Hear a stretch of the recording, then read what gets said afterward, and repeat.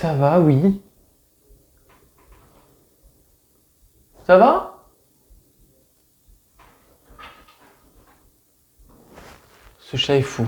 Bonjour à tous, bienvenue dans cette nouvelle vidéo et aujourd'hui on va parler de la France, messieurs dames, et pas n'importe laquelle, celle de Napoléon, puisque c'est le sujet du tout nouveau film de Ridley Scott. Et vous allez voir qu'après l'avoir vu, il était... Vous verrez comment il était, mais en tout cas, il y a beaucoup de choses à dire dessus. Napoléon, c'est parti. Attendez! On est sur la glace! C'est un piège! Retirez-vous!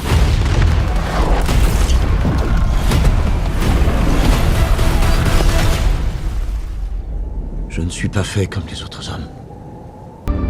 Quel est votre nom? Napoléon. Le cours de ma vie vient-il de changer? Napoléon. J'ai trouvé la couronne de France dans le ruisseau et je l'ai placée sur ma tête.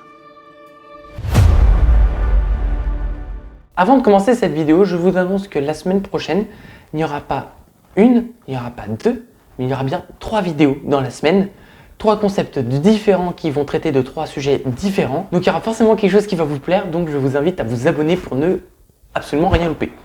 Bon, Napoléon, un personnage que beaucoup connaissent, surtout nous, Français, puisqu'il a été empereur de notre pays jusqu'en 1815. Ce film va donc retracer son ascension, sa prise de pouvoir, ses conquêtes et aussi sa chute, mais également son histoire d'amour avec Joséphine, le grand amour de sa vie. Quelques mots sur le réalisateur, avant tout Ridley Scott, qui est déjà, gros respect à lui, il a 85 ans, le mec, il continue à faire des films.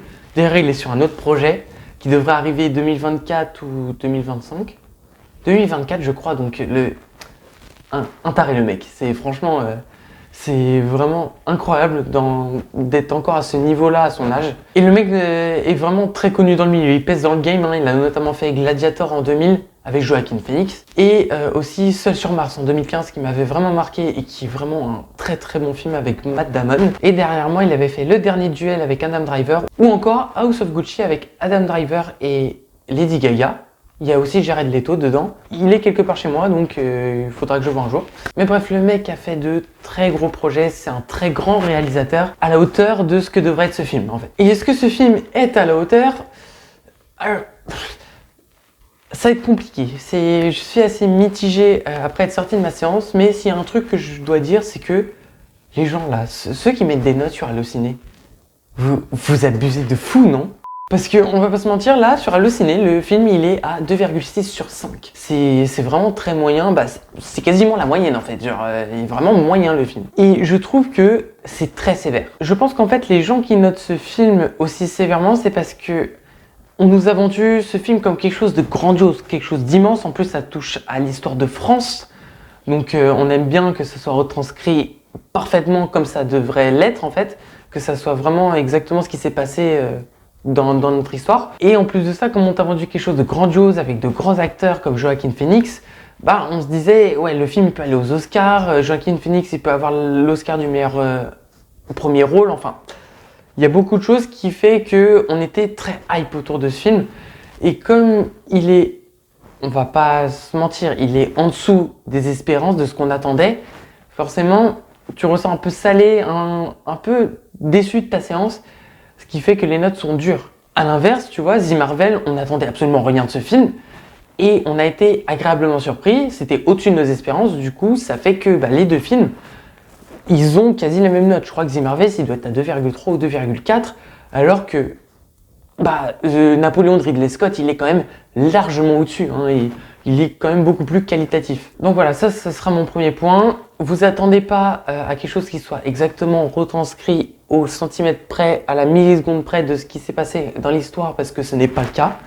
Mais ça reste quand même un bon film, donc je vous invite quand même à aller le voir. Ou sinon, ce que vous pouvez faire, c'est que vous attendez qu'il sorte sur Apple TV. Pourquoi je vous dis ça? Parce que ce film, à la base, je sais pas si il était déjà prévu pour être au cinéma, mais il existe une version de 4 heures qui sera diffusée sur Apple TV+, et ce n'est pas celle qu'on a en salle.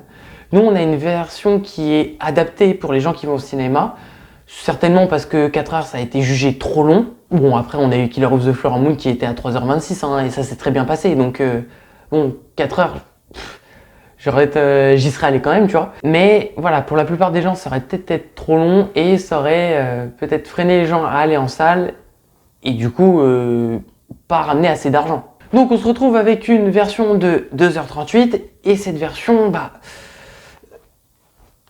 ça se sent que c'est haché, ça se sent qu'il manque des choses en fait. J'irai pas jusqu'à dire que le film a été charcuté dans le sens où le montage est dégueulasse, mais tu sens qu'il a été beaucoup coupé, surtout au début. Il y a des séquences qui sont vraiment expédiées, notamment celle sur l'Égypte qu'on peut voir dans les bandes annonces. Vous pouvez regarder ce qu'il y a dans les bandes annonces, il y a vraiment pas beaucoup plus que ça dans le film, quoi. Et même dans sa relation avec Joséphine, on reviendra un petit peu dessus après parce que ça fait quand même partie intégrante de l'histoire, mais il y a des choses qui sont quand même assez étranges dans le sens où on aura une scène où ils vont s'engueuler, où ils vont être à deux doigts de se frapper en fait, et genre c'est vraiment virulent comme dialogue, et il se passe quelques minutes, ils se sont pas revus entre temps, et la scène suivante, voilà, tout va bien dans le meilleur des mondes, il s'est jamais rien passé, enfin, voilà, t'as ce mood bizarre où, ouais, t'as l'impression que t'as loupé un épisode alors que tu t'es pas endormi devant le film, quoi. Alors, tant j'y suis, je vais continuer sur cette relation entre Joséphine et Napoléon.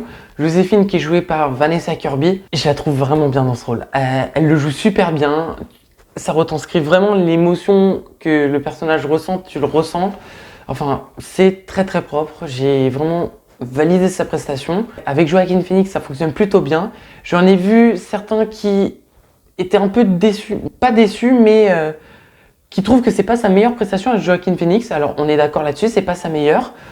Mais en même temps, je sais pas s'il aurait pu faire mieux. Et puis, c'est vrai que c'est pareil, si tu compares à ce qui t'offre dans Joker, ouais, c'est vrai qu'on n'est pas à cette hauteur-là, mais elle n'est pas non plus dégueulasse, faut pas déconner non plus.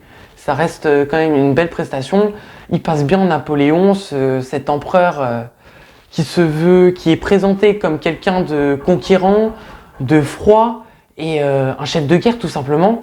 Il le retranscrit super bien. T'as l'impression que le mec, il ne ressent quasiment aucune émotion, à part envers Joséphine. Et c'est en ça que le film fonctionne plutôt bien, quoi. C'est ce qui fonctionne bien dans cette histoire. La seule personne qui lui fait ressentir un petit peu d'émotion, la seule personne qui arrive à la faire pleurer, à le mettre en colère ou à le faire sourire, c'est Joséphine. Donc voilà, globalement, je trouve leur prestation plutôt bonne. Et un petit big up à Tahar Rahim, qui a un rôle secondaire dans ce film. Il est vraiment bien, il joue bien. Trop content de le retrouver dans une grosse production parce que moi, j'avais vu pour la première fois dans Samba en 2014 aux côtés de Omar Sy. Et il y a qui joue dedans? Charlotte Gainsbourg, je crois. Ouais, t'es très content de le retrouver dans une grosse production comme ça. Et c'est pas la seule fois qu'on le retrouvera dans une production américaine puisque il va être dans Madame Web qui devrait sortir en 2024 ou 2025. Ensuite, il y a un petit point là qui m'a gêné personnellement, c'est que je sais pas si ça fait partie des choses qui ont été coupées pour cette version qui est projetée au cinéma, mais je trouve qu'il manque des choses qui sont quand même assez marquantes, assez importantes dans l'histoire de Napoléon, tu vois. Notamment sur son ascension jusqu'à son coup d'état, il manque un truc. Et il manque toute une partie. On passe d'une scène où il fait « Hey, j'ai une idée, et si on faisait un coup d'état ?»« Oh, bonne idée !» Normalement, il se passe plein de trucs, tu vois. Et puis non, la scène d'après, bam, coup d'état. Il manque toute une grande partie de son ascension au pouvoir. Une partie que je considère quand même importante et que j'aurais aimé voir. Donc ça, c'est un peu dommage. Si ça se trouve, ça sera dans la version de 4 heures.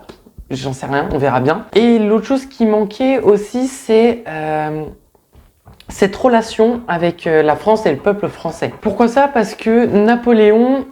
Voilà, on va te le dire une fois ou deux dans l'œuvre, c'est que il dit en voix off son amour pour la France, qu'il aime les Français, tout ça. On comprend que les Français l'aiment en retour. Sauf que tu le vois jamais réellement. Comme je vous l'ai dit, l'image qu'on a de ce personnage dans ce film, c'est un chef de guerre assez froid, qui a pas beaucoup d'émotions, assez prétentieux également. Enfin, le mec... il se prend pas pour de la merde, quoi. Toi, quand tu regardes ce film, c'est limite, tu comprends pas que les gens l'aiment autant, que les gens soient voués, enfin, ils lui vouent pas un culte, mais quand même, ils sont à sa botte, et tu comprends pas vraiment quand tu regardes le personnage que tu as en face de toi à l'écran. Donc c'est pour ça que je dis qu'il manque ce côté où lui aime la France, ce côté un peu patriotique finalement. et ce côté où on voit le peuple français l'aimer. Et c'est exactement la même chose pour les territoires conquis par Napoléon. Tu sais que le gars, il a eu un empire qui s'étendait jusqu'à loin, il était immense quoi. Et tu le vois jamais. On te le dit, tu le comprends, tu le sous-entends, mais voilà, c'est ça, il manque un appui visuel. Voilà, pour ces deux choses-là, que ce soit pour le côté amour de la France et des Français et ce côté territoire conquis, il manque un appui visuel. En revanche, ça contraste bien avec le côté stratège et guerre. Parce que là, c'était ma partie préférée du film, c'était génial. Évidemment, j'aurais aimé qu'on en voit un peu plus, que ça soit un peu plus présent que la partie amoureuse avec Joséphine. J'aurais aimé que ce soit un peu plus présent parce que c'était ma partie préférée tout simplement, mais voilà, ça c'était génial. Les plans larges, enfin même pas que les plans larges, tous les plans de ce film, où, quand c'était des scènes de combat, elles étaient vraiment trop bien. Il n'y a pas beaucoup d'effets spéciaux, il y en a forcément pour que ça rende le truc un peu plus impressionnant, mais non, c'était vraiment des milliers de figurants, des centaines de chevaux qui étaient sur une plaine et voilà, qui allaient au combat quoi. Et c'est vraiment très impressionnant. Tu sens vraiment le talent de Ridley Scott. J'ai surtout aimé la partie sur Austerlitz. J'aurais aimé du coup qu'elle soit un petit peu plus longue comme j'ai dit, mais c'est pas grave, c'était vraiment cool. Tu ressens, là tu ressentais à quel point Napoléon c'était un stratège de fou quoi. Avec tout ça, on avait une musique qui accompagnait plutôt bien ces scènes de bataille, même si, alors, c'est pas un reproche, c'est pas un défaut, c'est juste que je voyais pas la chose comme ça. On a une musique, je vous laisserai la découvrir et tout, elle accompagne bien le combat comme j'ai dit, et c'est plutôt plaisant avec l'action qu'on a dans les yeux, mais voilà, je pensais qu'il jouerait un petit peu plus avec la musique, tu vois. Dans le sens où, je sais pas, moi j'imaginais le truc en tête, c'était, on voit les deux armées se mettre en rang. T'as la musique qui monte, la tension qui monte, tu sais. Genre limite, t'as les frissons qui arrivent et tout. C'est genre, c'est un peu. Alors, c'est un film de science-fiction, mais Avengers Endgame, tu sais, quand ils se mettent tous en rang, t'as la musique qui monte. Tu sens qu'il y aura la partie épique qui va arriver. Voilà, ça te met les poils. Je m'attendais un petit peu à un truc comme ça là pour les scènes de bataille. La musique continue jusqu'à temps qu'ils rentrent en contact. Et puis au moment où voilà, les deux camps se rencontrent. Voilà, plus de bruit et on entend juste les tirs et les épées fendre les corps ennemis, tu vois. Je trouve que ça aurait pu t'imprégner encore plus dans la bataille, tu vois, et vraiment ressentir ce que ressentait un combattant à cette période-là, en fait. Enfin, après, je le répète, c'est ma vision des choses. Je dis pas que Ridley Scott a fait une erreur, je me permettrai jamais de dire ça quand même, c'est Ridley Scott, on déconne pas. Mais c'est plutôt moi à ma place, comment j'aurais vu les choses. En plus de ça, t'as ce côté décor. Les décors, ils sont vraiment tous incroyables. Ils sont très beaux. Et je tiens aussi à juste remercier et à applaudir les costumiers, les costumières, ceux qui réalisent les costumes, les décors, tout ça. Parce que ils ont fait un boulot monstrueux. Parce que comme je vous l'ai dit, il y avait des milliers de figurants. Il fallait tous les habiller, tous qu'ils aient un uniforme. Tous les uniformes, les costumes, ils sont tous magnifiques. Je trouve qu'ils ont fait un boulot monstrueux, c'est des gens de l'ombre, on leur rend pas souvent hommage. Donc là, je trouve que c'était le moment et ça mérite des applaudissements parce que waouh, on se croit vraiment à cette époque. Pendant les 2h38, ouais, j'étais vraiment au 19e siècle, quoi. Et ils font peut-être un travail de l'ombre, mais on se rend pas compte à quel point leur importance est capitale pour un film. D'ailleurs, t'en as qui vont te reprocher, oui, on voit pas bien les costumes parce que l'image elle est toujours assez grise, assez terne, et la lumière, la lumière du film elle est sombre, tout ça, enfin, c'est trop dommage de ce côté-là. Et j'ai envie de répondre à ces gens-là parce que je suis pas d'accord avec eux. Napoléon, c'est un film de guerre, les gars. C'est la guerre. On vous présente un personnage froid, un personnage conquérant qui a très peu d'émotions, tu vois.